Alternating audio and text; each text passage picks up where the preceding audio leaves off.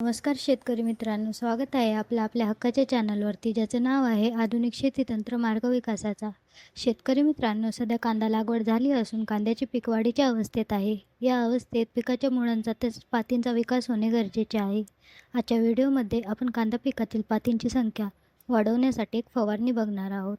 शेतकरी मित्रांनो, कांद्याचे पीक 25 ते 30 दिवसांचे होताच वाढीच्या अवस्थेत असते. या काळात जास्त पातींमुळे पिकातील अन्नद्रव्यांचा अपटेक सुधारतो व फळाचा आकार वाढतो.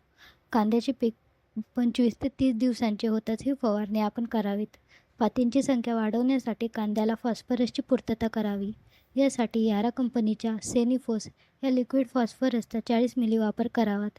यासोबत सागरिका हे टॉनिक 30 मिली प्रतिपंपासाठी वापरावेत. दोन्हींची एकत्र कॉम्बिनेशन करून फवारणी करावीत. शेतकरी मित्रांनो, 30 दिवसांच्या दरम्यान ही फवारणी करणे गरजेचे आहे. याने कांद्याची मान देखील जाड होते व कांद्याचे वजन वाढते.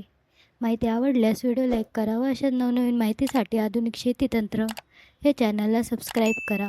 पुन्हा भेटूयात अशाच एका शेतीविषयक माहितीपूर्ण व्हिडिओमध्ये.